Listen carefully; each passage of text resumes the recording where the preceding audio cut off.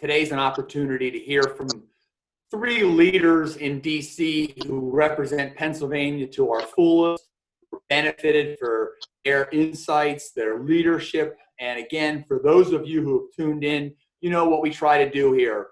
Typically these Think About Energies are focused on energy and how we're driving the economy. And you've seen us have them focused on academia. We've had one focused on agriculture, national security, supply chain, the work throughout armed forces. But today we get the opportunity to sort of combine a few things. We get a view from DC. We get the opportunity to hear from three representatives touching on energy. But we've added a nice wrinkle too, with two others to help me with questions and answers. So later on in the broadcast, Ann Bradbury will join us from AXPC, as well as will Gene Barr from the Pennsylvania Chamber, and they'll just have some comments likewise for the three congressmen. So with further ado, I'm going to start this off. I'm going to kick it to GT. Number one, I apologize, let me back up for just 1 second, because when you think about what we have here today, you've got energy from Western Pennsylvania and Allegheny and Washington, all the way through State College, all the way to Susquehanna County, and we have congressmen from all three areas represented. So truly, we're stretching the Commonwealth, but we're going to start with GT, who's right in the middle of the heart of it with his representation of coming out of Center County. So GT, I'll hand it over to you. And again, I can't thank you enough for taking time out of your schedule to meet with us and to interface with your constituents, sir. Well, George, thank you so much. Greetings, everybody. I really appreciate the invitation to participate in this webinar today and the opportunity to speak with you and really to join two outstanding members of our Pennsylvania congressional delegation, Guy Reschenthaler and Fred Keller. Thank you to all of our participants from today's webinar. I'm looking forward to your questions and to hearing your thoughts and your input. Since coming to Congress, I've been proud to represent the historic Pennsylvania oil region and the many conventional operators producing today. Pennsylvania oil and gas really is the backbone of many rural communities throughout the Commonwealth, and it's the lifeblood of our economy. Now, I'm proud to represent so many oil and gas companies, some that have continuously operated for over a century in multiple generations. Within the 24% of the landmass of Pennsylvania, I have the privilege of serving and representing. I've also been proud to work with many of you since the beginning of Marcellus production more than 12 years ago, making Pennsylvania one of the top gas producing states in the nation. With oil, natural gas, coal, nuclear, and renewables, energy has been among our staple industries in Pennsylvania since the emergence of those technologies and resources. Now, after securing a qualified and trained workforce, energy is the next critical consideration and cost for almost every business and industry. For American families, energy is a key part of the family budget, whether for the comfort of their homes or, quite frankly, to commute to work or into the community. In many ways, Pennsylvania started all in 1859 when Colonel Edwin Drake drilled the world's first commercially successful oil well in Titusville, thereby launching the modern petroleum industry.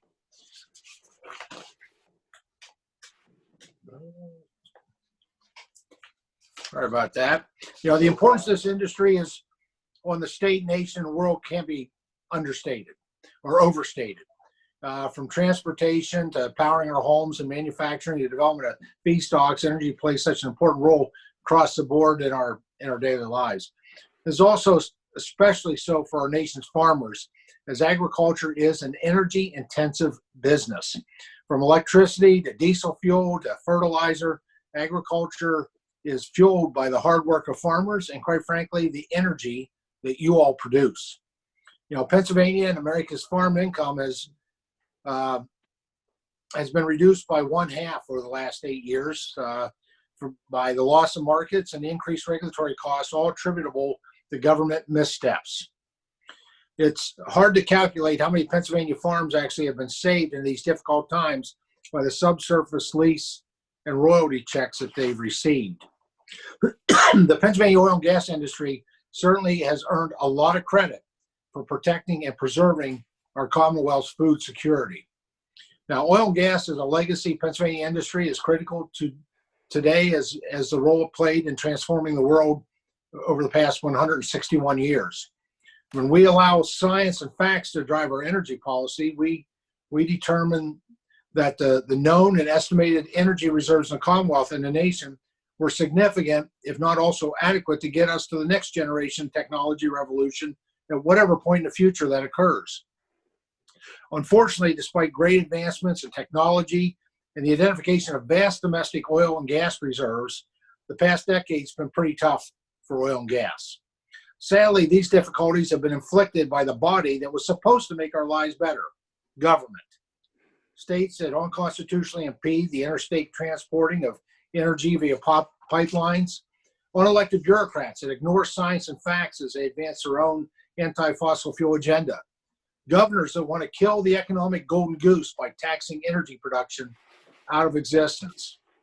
Most recently, nearly every sector of our economy, including oil and gas, the times for those sectors have all gotten worse and more difficult due to coronavirus. According to the Energy Information Administration, given most states having issued orders asking people to stay at home, gasoline demand has dropped 32% from a year ago for the same period of 4 weeks ending April 15th. The huge drop in U.S. gasoline consumption in recent weeks due to stay-at-home orders during the COVID-19 outbreak has pushed down both oil and gas prices since there is an excessive supply of both. And the space needed to store that excess supply is running short, which is part of what led to that first ever negative oil price on Monday, April 20th. Now, if America is to maintain an adequate oil and gas infrastructure, remain dominant as the world energy producer, and assure a return to a robust economy supported by energy independence, Congress has to lead. Congress has passed several rounds of coronavirus response to offer assistance to our economy and families as this pandemic continues. And to me, this assistance is about three things: saving lives, saving jobs, and saving our economy. The flagship assistance to the business is the Paycheck Protection Program, which will help convert payroll and operating expenses for up to 2 months from a loan to grant status, be forgiven.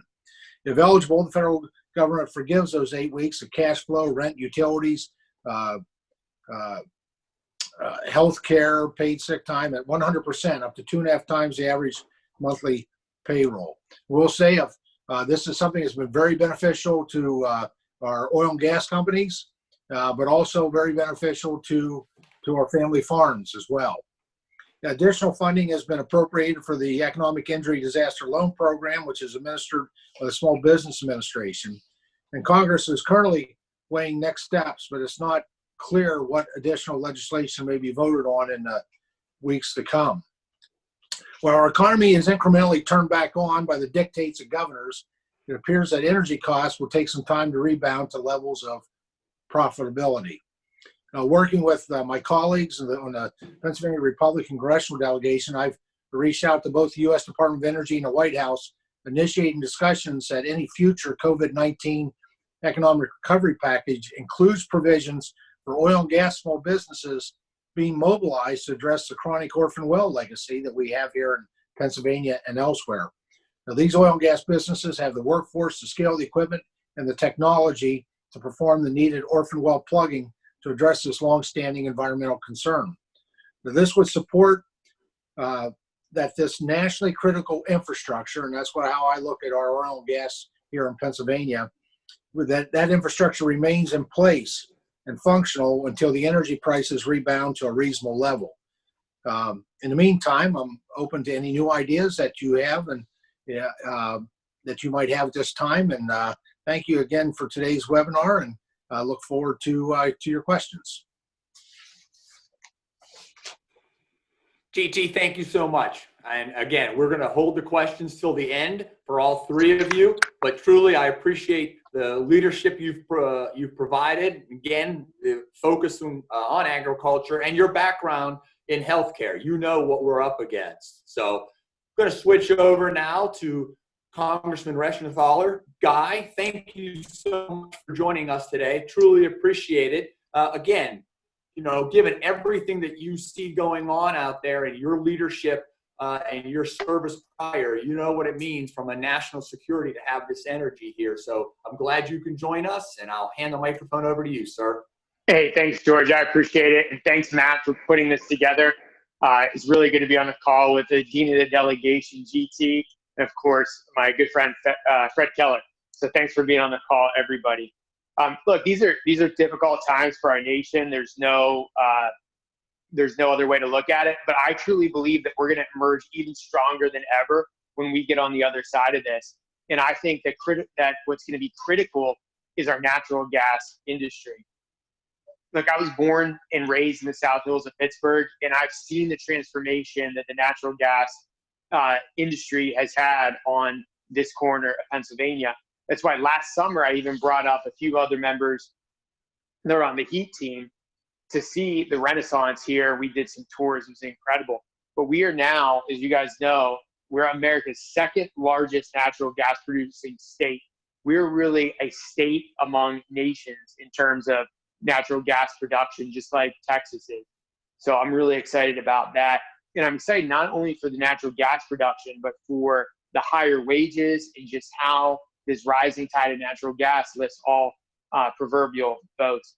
So I also want to say that the Trump administration did an excellent job leading up to this pandemic because we were really well positioned because of the Trump administration's pro-energy policies, and it's helping in this crisis. But I do believe that as we recover from this pandemic, we've got to do something to make sure that we maintain our supply chain of energy. And of course, the more that we have it produced domestically, the better it's going to be for us. So I just wanted to let you know that's why I wrote a letter last month to Secretary Mnuchin and Chairman Powell, and I requested that Main Street lending program would help the Appalachian natural gas industry, and that way your industry could benefit from these loans. And of course, GT and Fred were both on that letter and helped with the effort. So thanks again to my colleagues. I was really happy last week when the Fed rolled out the new lending program that does incorporate a lot of these changes. And so I'll continue to advocate for the industry and make sure that if we do have future phases of the COVID-19 response, that this sector is included. So we got to remember that oil and gas production isn't just about affordable energy. I say it all the time. It's about the other jobs that come with it, because as we increase the amount of oil and gas and we reduce the cost of oil and gas, we of course reduce energy costs, which not only is beneficial to the average family that saves roughly $1,200 a year because of it. Just think about the manufacturers. We also so it's cheaper to manufacture here in Western Pennsylvania in the United States. This is going to be critical as we bring our supply chains back and start to manufacture more domestically. We also cannot forget that we have cheap and abundant petrochemicals. So instead of having to import those petrochemicals, it's right here. So we have cheap, abundant energy. We have cheap, abundant petrochemicals. So in terms of manufacturing, advanced manufacturing, we're really poised to just explode when we come out of this pandemic. So I'm really excited about that. But I'm going to cut my remarks short, but I have to say this: we've got to remain vigilant. And when people start talking about banning fracking and these ludicrous ideas that are in the Green New Deal, and if anybody hasn't read the Green New Deal, take a look at it. It reads like an 8th grade science project report or something. I mean, it's truly laughable, and the fact that the media just glosses over it. But when somebody starts talking about that, they actually believe this. They want to ban fracking. They want to have cap and trade. They want to put on all these emission standards. It's going to be detrimental to this economy as we get it running again. So that's why we've got to make sure that we're supporting this industry, that we're strengthening our supply chain, making sure we have domestic energy production, and that not only helps us militarily, it helps us exert influence abroad, and it gives us a lot of independence again on the foreign stage, and also at home as we bring back this manufacturing. So I look forward to everyone's questions. With that, I'm going to hand it over to my good friend George. Guy, thank you so much. And again, I'm excited for the opportunity to talk about the national security standpoint. You know, again, we're from a Cabot standpoint exporting LNG from Susquehanna County, Pennsylvania to Japan. And those things matter, back to your spot on energy security.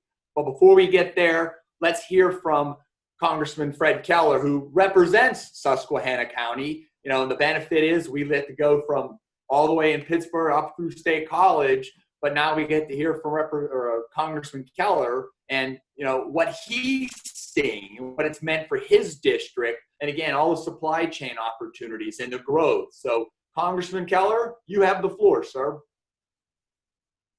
Thank you and good afternoon. It's a pleasure to be here. I want to first thank Cabot Oil and Gas and George Stark for organizing the webinar. Cabot has done so much great work in Pennsylvania's 12th Congressional District, even prior to what we've seen with COVID. You know, they've been good educational partners with family-sustaining jobs. And when you look at Susquehanna County, which is between Scranton and Binghamton, New York, the unemployment prior to COVID-19, they knew the people. It wasn't a percentage of it. They could count the people that were unemployed. And we're going to get back to that. But it's going to take some leadership, and it's going to take the partnership that Cabot has with our, and many of our energy companies have, with the communities where they're operating. So again, it's going to be beneficial, I think, to the people participating today to hear more about the important issues like ongoing energy production, agriculture, and supply chains. Again, the amazing partnership with Cabot in helping prior to the pandemic, but also during this. They've been stocking shelves at food banks, the small business funding program, and continuing to produce energy that's going to help get us through this pandemic and beyond. While the natural gas industry has contributed to America's energy independence, enhanced our national security, and provided for affordable energy here at home, you know, we've stepped up during these unprecedented times to make sure our communities in northeastern and north central Pennsylvania have what we need, and we are thankful to all of you for that. It's been great in northeastern and north central Pennsylvania as far as the development, and across our Commonwealth, as Guy mentioned about what's happened with petrochemical plants and so on. You know, so it's important that we have policies, not just in Washington, D.C., but here in Pennsylvania. House Bill 1100 by my former colleague, Aaron Coffer, to bring industry into Pennsylvania. We need to make sure that we're all working on this. On any given day, and this is just really important how this is in PA12, on any given day, up to 10% of America's natural gas is produced out of PA12. And much of that in Bradford and Susquehanna counties. Cabot's been a leader in making sure that happens. And again, downstream jobs. And, you know, we've talked about that. Additional infrastructure needs, we need to get that done. We need to make sure the policies allow our gas from Pennsylvania to get to New England, so we're not relying on foreign countries to ship gas into Massachusetts and other parts, and sending our wealth and transmitting our wealth to people who do not like us or do not share the values of America or our allies. You know, looking at what we do, there's been tremendous pressure, you know, with foreign actors trying to destabilize the global energy market or manipulate it. In February, in the State of the Union address, President Trump noted how the homegrown energy resources have contributed to the comeback, you know, the great American comeback. Our energy independence has led to stronger national security. I know Representative Reschenthaler talked about that for us and our allies. Cheaper energy at home, economic issues, other, you know, that we look for energy producing nations. Recent foreign manipulated market fluctuations have meant that America is the victim of its own success. We've been tremendously successful, and we need to make sure we get back to where we have that demand. You know, and it's success I've seen with my own eyes, the outstanding educational opportunities that I mentioned earlier, family sustaining careers, and it's truly revitalized our communities here in Pennsylvania. That's why I was proud to join a letter with the other members of the House Energy Action Team to the Crown Prince of Saudi Arabia seeking to end their market manipulation And also it was great to see President Trump achieve production deal with the OPEC plus nations. But we also know that the natural gas here in Pennsylvania is not going anywhere. As long as we have these resources, when demand increases and the market manipulation ceases, our natural gas industry in northeastern and north central Pennsylvania will once again put us on track for another great American comeback. And the same goes for our farmers. We know our agriculture community has been uniquely impacted by COVID-19. Despite decreased demand for dairy, the issues we've seen at meat packing plants, and financial disruptions, farmers have answered the call to keep our food supply chain open despite the historic conditions. While we all know the best thing we can do to help our farmers is safely reopen our economy as quickly as possible and increase demand, we can also take steps to help their long-term success. Congressman Thompson has been a leader in many of these initiatives. I mean, he's done a lot for, not just for our energy and for me personally coming into Congress. He's been a great mentor, but, you know, he's also done things for demand in dairy, things like the Whole Milk for Healthy Kids, the Dairy Pride Act, and helping on the supply chain there. New trade agreements have helped provide parity in agriculture exports and reaffirmed our trade relations with Mexico and Canada. I've also been pleased to see President Trump and the USDA Secretary Senator Perdue take major steps to help offset losses by farmers and provided needed financial assistance and flexibility during this time. Congress has made sure that our agriculture community can participate in the Paycheck Protection Program and receive economic injury disaster loans if they qualify. You know, supply chains, the work put in by domestic suppliers, you know, like our truckers, our farmers, our energy producing companies, and so many others have been nothing short of heroic, along with our first responders keeping us safe and taking care of us if we become sick. We're grateful for the work these individuals are doing on a daily basis to ensure Americans have the resources we need to get by. This pandemic has highlighted the need to bring our supply chain back to the United States and reduce our reliance on so many goods, food supplies, and pharmaceuticals coming from China and in that area. And our natural gas industry is going to help fuel that. I mean, we've done so much already. It's going to help us bring that manufacturing back to America. You know, the fact that China's exacerbated the pandemic, it's clear that they need to be held accountable. And we need to do it and protect us by protecting our production of critical goods and bringing it back here to America. You know, Congressman Reschenthaler has done an incredible job at pointing out the need for holding Chinese Communist Party accountable. I know we will continue to use our oversight function to find ways to bring critical supply production back from China and truly put America first. You know, really happy to be able to participate today. Again, thanks to my colleagues, thanks to George Stark, Cabot Oil and Gas, and all the people participating today. So I will turn it back over to you, George. Thanks for the opportunity to say a few words. Thank you. Truly appreciate your leadership. Susquehanna County's benefited by having you there, but again, the Commonwealth of Pennsylvania is benefited by having the three of you there, understanding the role historically that energy has played. It has grown Pennsylvania into the Keystone State, something that we're all proud of. Again, rich history from manufacturing, from agriculture, but we wanted to make certain that when we had this conversation with the three of you, that from a think about energy standpoint, from a Cabot Oil and Gas standpoint, we want to bring our partners in and have them share with you also. So at this point, I'm going to roll over.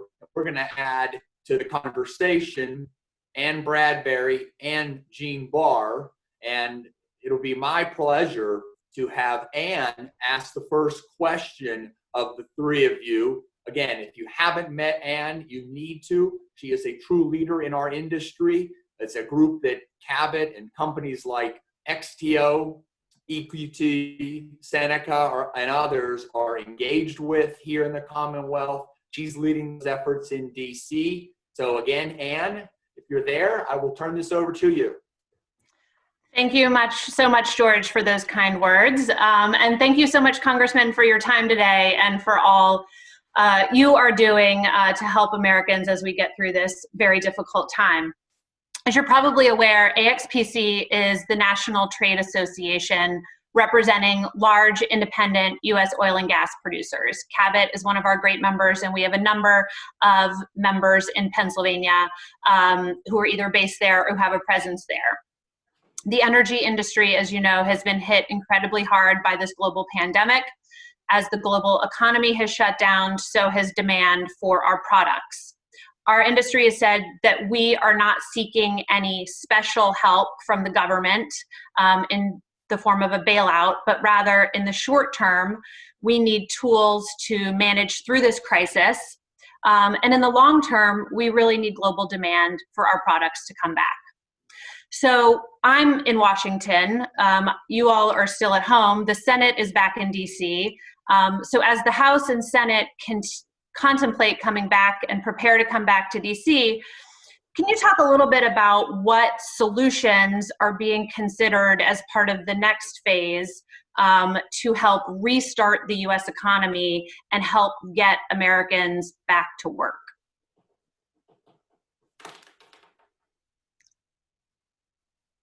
Well, why don't I jump in? That'd be great. I don't know if you were addressing that to anyone in particular, but any one of you. I'll start. We've got a group, the three of us and the entire Pennsylvania congressional Republican delegation is a great team. So, but let me just get us started. Obviously, we've been working on emergency response. We've had 4 pieces of legislation. Part of that has really been focused on keeping our economy, the way I like to describe it, is on idle. America's economic engine has been actually, and over the past year, it's been like a high-performing race car engine, and it's setting all kinds of records with record unemployment, low unemployment, gross domestic product growth, return on investments. It was really historically one of the best times we've ever had in our nation. And then overnight, because of a virus and declarations that followed, mostly from governors, that engine was turned off overnight. And that happened in all segments and sectors, including obviously oil and gas and energy specifically. And we know that the kind of things we've been doing, I do use the analogy of the race car engine, because if you take a high performing engine and you let it to go cold, when it comes time and to turn it back on, it takes forever to get back up to that peak capacity performance. And so much of what we've been doing has been emergency response, really to save lives, but also to save jobs and to at least keep our economy on idle. I think the oil and gas industry has been expeditiously hurt. The one statistic I shared with you from the Energy Administration was 32% decrease, reduction in the use of gasoline, and that was during a 4-week period, mid-March to about mid-April. That obviously has continued up to this point. Now we're in May, and I have to say that that's been absolutely devastating. We all know the stories about the historical net or zero. The negative pricing for oil on April 20th, the lack of storage area. And so some of the things we've tried to do, obviously, is the president in particular has tried to open up our strategic petroleum reserve for the place to be able to park different, production, and recognizing that the best thing that we can do is to get this economy turned back on and to get it going to a robust level. That's probably going to have some challenges, I think, with confidence in certain areas. In certain areas, maybe not so much, where much of COVID-19 experience has been what you see on the cable news network and perhaps not in our communities. I happen to, along with Fred, we live in among the 24 counties that largely have been turned somewhat back on to yellow status, low incidence of COVID-19. But I think there is going to be some challenges with confidence and overcoming some anxiety for people to get out, to get moving, to be traveling. Although obviously not all energy is utilized there, but transportation is a huge part of it. And so, you know, as we turn the lights back on, get manufacturing back going, all extremely important. Probably the most important thing that we can do. I think one of the other things I would throw in there, and then I'm going to yield to my colleagues, is, you know, we've just got done negotiating some really significant trade agreements, and I'm so glad that we did that, and I'm so appreciative of the president's leadership. In fact, I think he's been all those critics of what he did when we see how much we're still dependent on China for when it came to, you know, personal protective equipment and different things. He really made the point about, you know, of rebuilding America's manufacturing to expanding that, repatriating part of that. But I do think the trade agreements in particular are something that I think we're going to encourage the administration to lean into China, lean into Mexico and Canada, all the other trade agreements that have been worked on that involved energy, so that we can help to, you know, loosen up, get that oversupply, getting that out into the markets and those foreign markets in particular. GT, I appreciate your insights on that. I'd be curious, Guy. I know you're ready to speak in and share what you're thinking, sir. What do you see? George, you saw me go for the unmute button. That's it. Yeah. Well, I'd echo what GT said, but I think you can distill this down into this. If you want to get the economy back on track, and this goes for now, or I think at any period, you have to do two things, or better yet, two things simultaneously. And that's one, you have to reduce taxation. And second, you have to reduce regulation. And regulation from an economic point of view is just another form of taxation. So looking forward, we can look to make the tax cuts permanent. I still think they're too high. We should also look at the payroll tax cut or a freeze. That's going to help not only employers, it's going to help employees take more money home. That will help stimulate the economy. But a lot of the unnecessary regulation we should do away with, and we should unchain not only oil and gas, but the entire U.S. economy to actually perform. So we can do those two things. Gene Barr, I know you're on this call. I think we should also look at liability issues. So when we do come back, there aren't frivolous lawsuits. And I'm not saying it has to be all cases. There's a middle ground that we could probably work out. There has to be some kind of protection or some kind of standard to incentivize businesses to come back without the fear of repercussions in court. And there's a lot of talk about a T&I package. I'd be a huge supporter of this. I think we need better roads and bridges. We also need better locks and bans. In Western Pennsylvania, we got locks that haven't been really even improved much since the 20s and 30s. So we could work to improve that. And we should also look at rural broadband and some other packages as well. And then I'll end on this. As far as our supply chain, bringing it back, of course, that's going to be incredibly important. But we should make businesses want to move back to the United States. We should have an environment that actually welcomes business, innovation, and expanding businesses right here. And again, you do that by reducing the corporate income tax, reducing taxes, and reducing regulation, and making this nation a really good place to manufacture and do other kinds of business. Again, so with that, George, I'll take it back to you.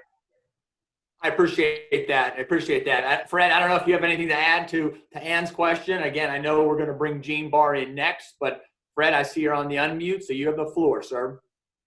Yeah, I appreciate that. And, you know, my colleagues have said it so very well about what we need to do and what we need to look at doing. You know, I get the regulation and doing all that stuff. We need to do it. We need to make sure it happens. And, you know, we need to embrace business, and we need to embrace success. Sometime over my lifetime, it seems to change that when, you know, success was a good thing. Now some people look at companies and businesses like they shouldn't be successful. They absolutely should, because we own those companies and businesses as Americans, as people that go to work every day. I think one important thing we might have learned is how responsive and quickly things can get done. When you look at what happened with the Javits Center and setting that up, also looking at the length of time it takes to get approvals and get things done as companies. Time is money. And when we have our natural gas companies that are waiting for decisions and that kind of stuff, let's make sure our government is responsive, not just in times of crisis, but in times when our businesses are trying to get us back on our feet. So we need to look at that. One thing I would say as far as what we look at, and I know there's been some discussions of making things transformative and far-reaching in future legislation. We got to be very careful of that.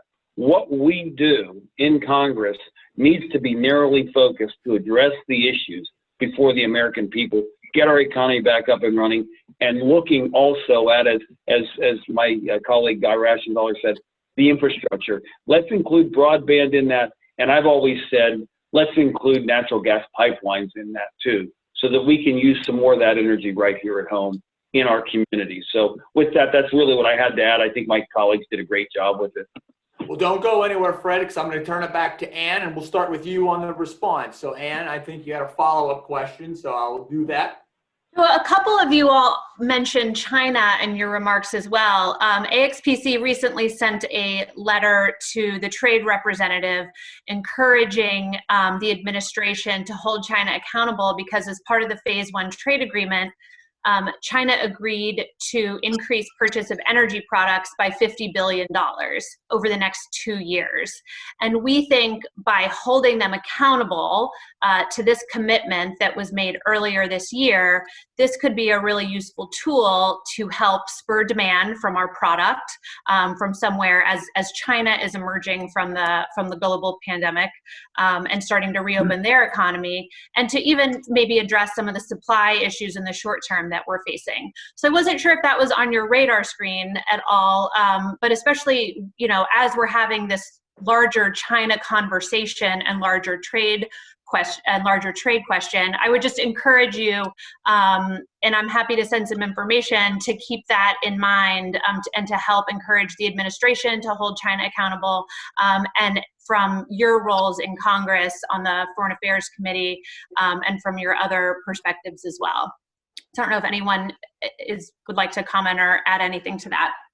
Guy, I'll throw that to you from a national security standpoint.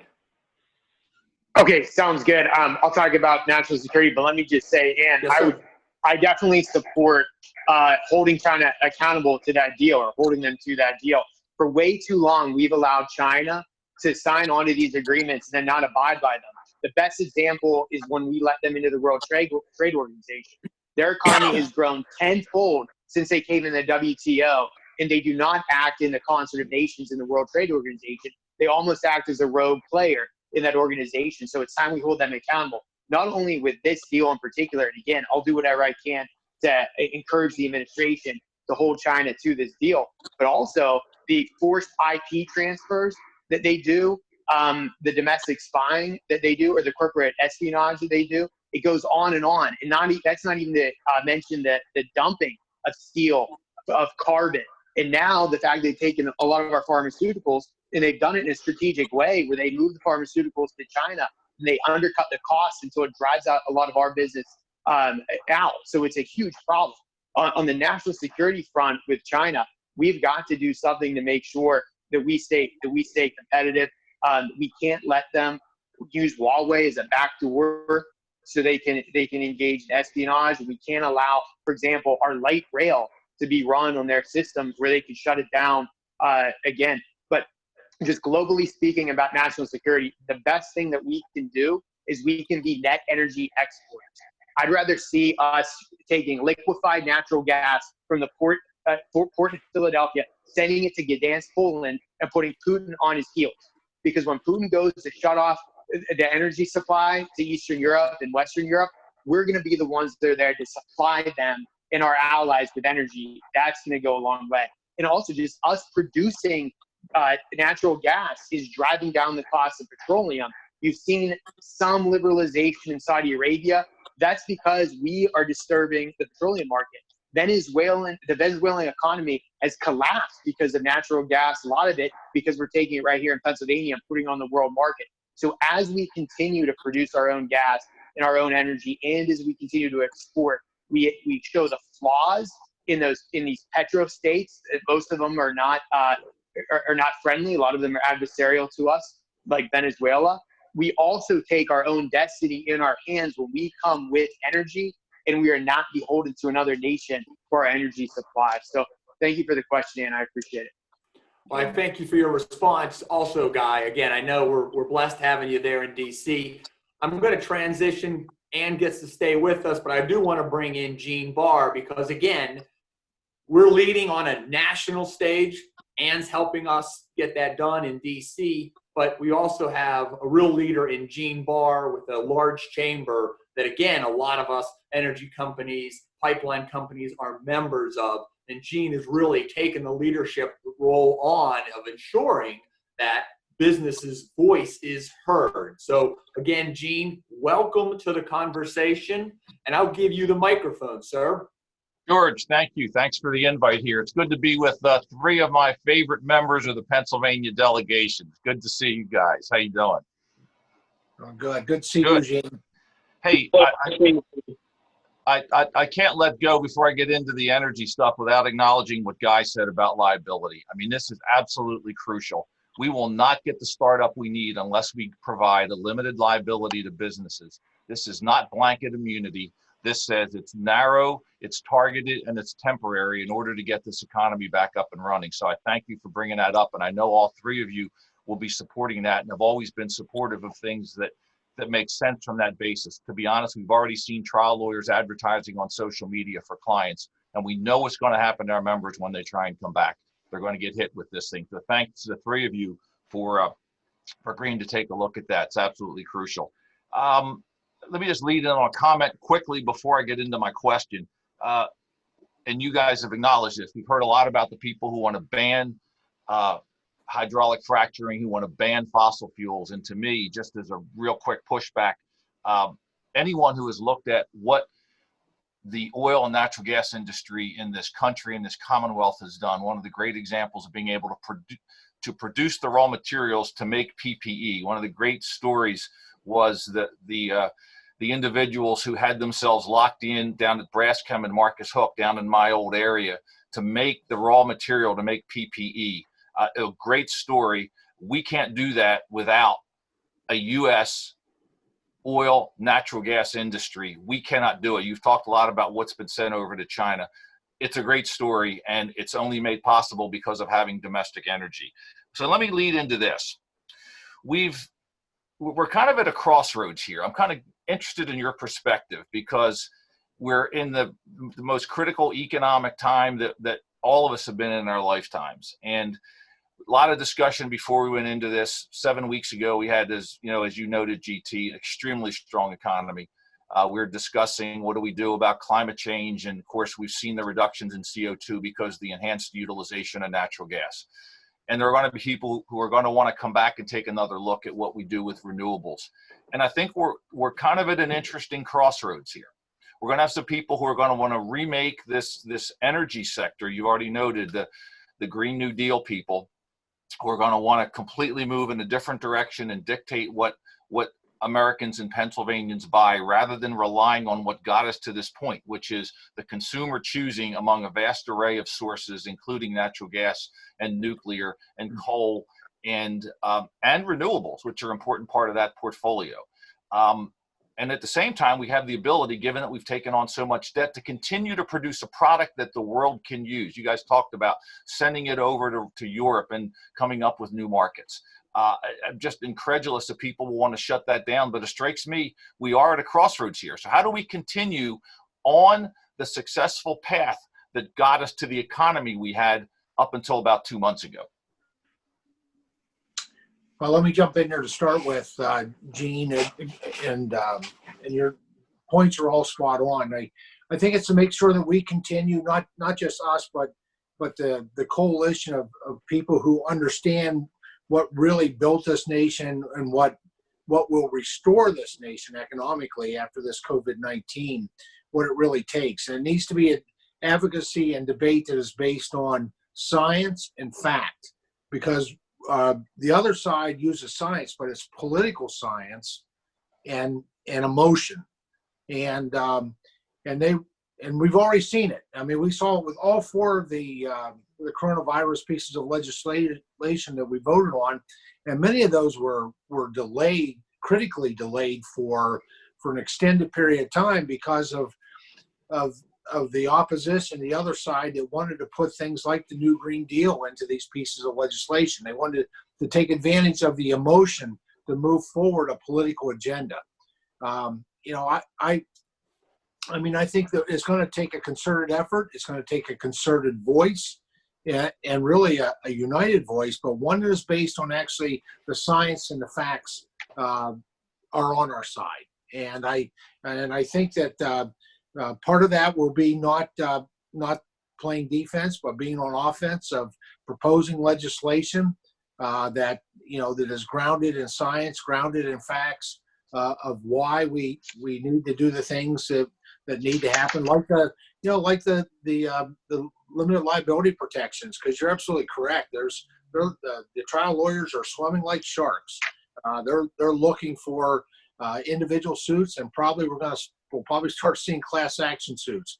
Of people, whether it was folks in nursing homes, people that were life essential, working in businesses, and unfortunately maybe contracted this coronavirus. Odds are that happened at home, but those employers will be targeted.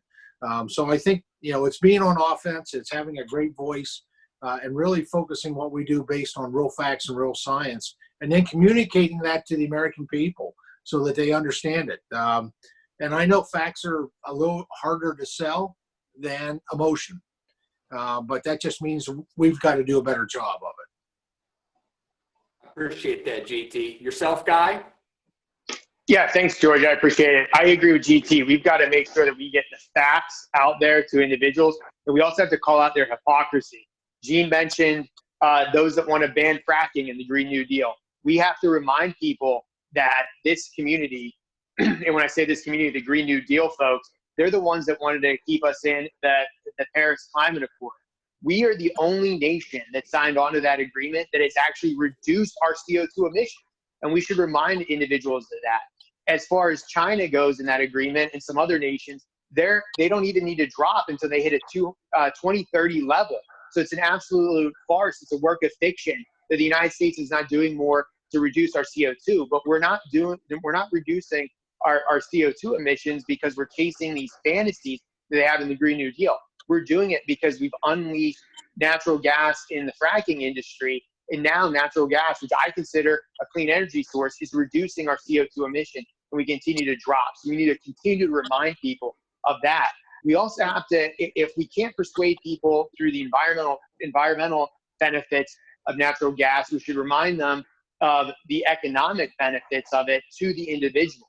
Think about the person or the family that's living paycheck to paycheck in New England. Think about how they have to import petroleum from Russia and how much that adds to their costs. Governor Cuomo, with his ban on fracking and his ban on taking natural gas from Pennsylvania into New York, is not only leaving us vulnerable in terms of national security to Russia, but it's also exposing those citizens in New England to higher energy costs. Like I said before, the average family here in Pennsylvania saves almost $1,200 a year, or roughly $1,200 a year, because of cheap and abundant natural gas. Those savings are not available to those that are living in New England because of Cuomo's ban.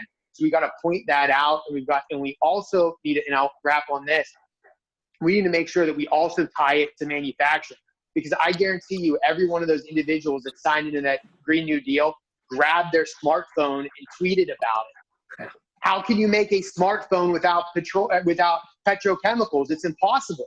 And I bet they go into their local REI shop or wherever, and they get a vegan bar that's wrapped in a petrochemical. It's absolute hypocrisy. So we've got to make sure that we tie petrochemicals to not only reduction in CO2 emission, national security, low cost for consumers, but also bring it full circle and talk about how much is manufactured from petrochemicals and how those petrochemicals improve our quality of life. So thank you, George. No, Guy, thank you, truly. I mean, again, we're hearing from Gene. He knows what's happening. He gave the best example of workers being in a facility for 28 days, making critical infrastructure, PPE, to make certain our healthcare workers are protected. The reality is, and the chat is just breaking out all on infrastructure. I mean, I've got at least a dozen questions that are focused on infrastructure. because what it's obvious people are asking is, as you go back to DC, please consider the infrastructure bill. Because again, if we're going to bring manufacturing back, you also mentioned, pharmaceuticals. We've got questions there about consolidating down pharmaceuticals, getting them off of mainland China, getting them here. The infrastructure bill would be a big critical component to ensure that things that need to move, whether it's trucks or pipelines, are enhanced to allow for this robust advanced manufacturing, because we saw it, whether it's PPE or ventilators, you're going to need plastics in that to make those. You need it necessary. So again, as you go back, there is a strong desire to make certain, as you're looking at that infrastructure bill, that you don't overlook the opportunity to make our country, our nation stronger as a result to enhanced infrastructure. Fred, you got the floor, sir. Thank you. I appreciate that. And, looking at what my colleague said, I couldn't have said it any better. And, I always go to that, look at the benefits and look at the things we use in our everyday life. And I think Guy said that so very, very well. The other thing I'd like to make sure that the people that don't want our fossil fuels and are for the Green New Deal, and I saw this in committee meetings, and I brought it up. And here's the point: who owns these companies? They like to take and talk about businesses like there's some nebulous, thing that you can't see or can't touch. Who owns these? I tell you what, Thrift Savings Plan owns these. And the same people that are producing the Green New Deal are benefiting from the profits of corporations. So again, they're not bad people. We need that education as far as, what our smartphones made from and the affordability that now people in America, these are the people that are supposed to help be wanting to help the people on the lowest end of the income scale. Well, the way to help them is to make sure that the things that they need in everyday life are less expensive. And that happens through an abundance of natural resources right here, homegrown in America, where it's safer and we know how it's produced and we have lowered our emissions. But also, who owns these companies? The people that own Exxon and Cabot and all these places, or the school teacher, the retail clerk, the farmer, the auto worker, all the people in our community, our families, friends, and neighbors. And we have to make sure that point is brought up every time when people talk about how bad, and I hear that, they say, well, these companies, well, who are these companies? These companies are the capitalistic society that built the greatest economy in the world. And they are because people own them, people in the communities, and the companies care. And I keep going back to this, but it's a perfect example of what Cabot has done, prior to the investments that have been made in education, prior to the pandemic that are continuing, but then also how you're helping the neighbors right here with the food banks and so on. So again, I think that education is key. And working with Gene in the past, I know you've been outstanding. We need to also make sure that our business people are helping us communicate that with their employees and the people that come to work every day. One thing I realized when I worked in the factory, I trusted the people that ran the factory and owned the business, because then I later ran that factory. And you care about your employees. And that's really a good group of people to say, hey, help us get the word out. But it's our job to do it. We'll continue to do it. And we have a great team in Pennsylvania, Guy and GT. It's a pleasure to work with them and the rest of the delegation. They've been outstanding. So I guess I would just say, build upon what they said. They said it very well, but just let's put a face to who owns the companies. And I think that's so important in this day and age, because people don't like to recognize that. Well, Fred, there's no doubt that in Harrisburg, the face of companies is Gene. I just want to come back to you, Gene, because I don't want to leave you hanging. I know you had a couple other follow-ups there. So I'm going to give you the microphone, Gene. We're getting near the end here, but I'll give you not the last word, but I'll give you an opportunity once again, Gene.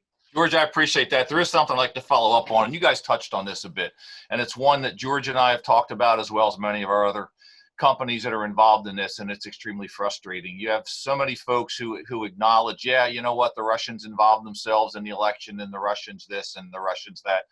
But nobody wants to talk about the other side of this, which is the abundant information that shows, and a lot of you and your colleagues have brought this information up, and we need the media to pay attention, that shows the Russians have been engaged in trying to run down the U.S. and Pennsylvania energy economies.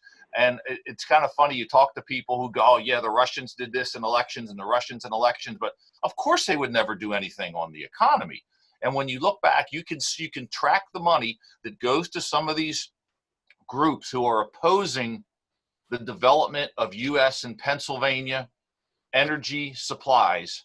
And we know it tracks directly back, and it results in this. It results in something that you guys were hinting at a moment ago. It results in Russian natural gas coming into Boston Harbor, when in reality, Pennsylvania natural gas should be easily supplying New England, and it would make one heck of a lot more sense on so many levels. So any thoughts any of you have on that? I remember when I was first elected 12 years ago, and we were losing the fracking argument and debate at that point. I kept two binders.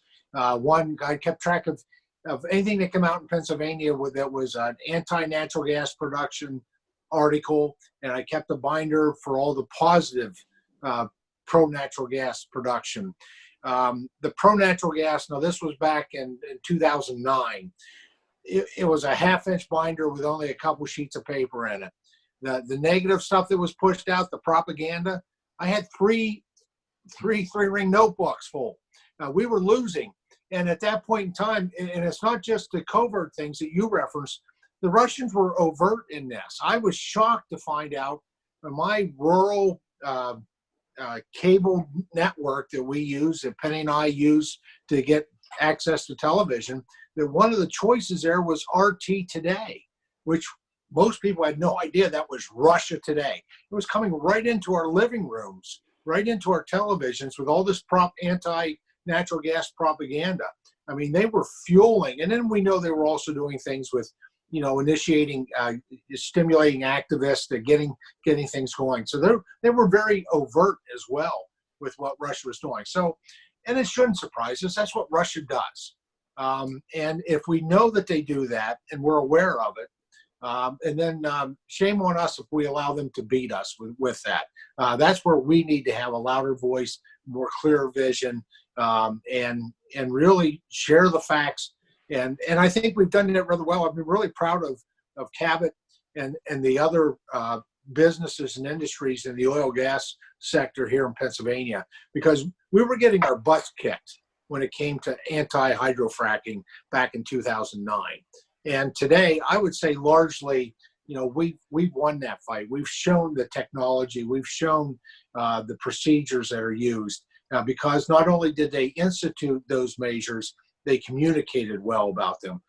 I think that's just an example of that we can win this, but it's going to take continued due diligence and effort in terms of our communicating.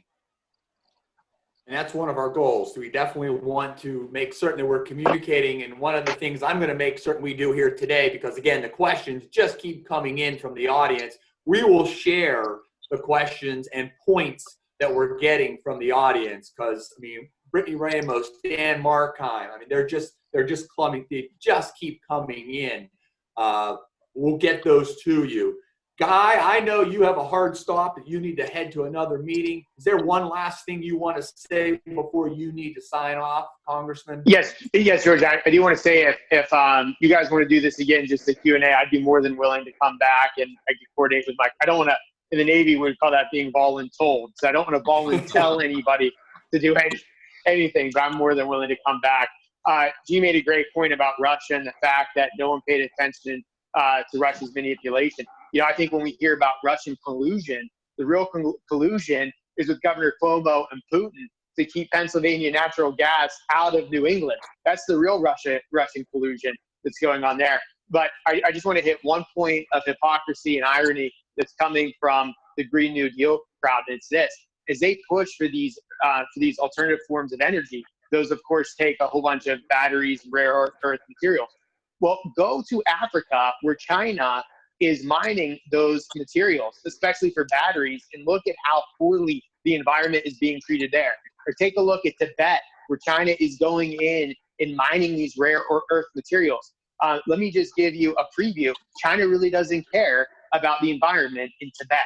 So we are actually doing more harm to globally when we pursue these alternative forms of energy and just push out natural gas, because I can guarantee you that any natural gas site in the United States, in Pennsylvania in particular, is going to be far cleaner than any project that China is doing in Tibet or China. And with that, I've got to jump off. Yes, but sir. Thank you, everybody, to being on this call. I really appreciate it. And thanks, George, and thanks, Matt, for putting it together. And I enjoyed being with my colleagues as well. So thank you. Well, I appreciate you coming. You sign off, sir. Thank you so much. Okay. I want to make that point to Fred and to GT. You know, here we are in Susquehanna County, and we know that the United States regulations, we know Pennsylvania regulations, and it's our natural gas underneath the farmers from Susquehanna County, Donna Williams, underneath her farm. That gas 33 days later will make itself from Cove Point through the Panama Canal and get to Japan. And again, you know the care that we take to ensure that we're producing that natural gas in the cleanest environment. And again, we know the United States regulations, we know Pennsylvania regulations, but again, to have that gas to be able to get to Japan that clearly, that quickly, just shows the energy security that we ought to have.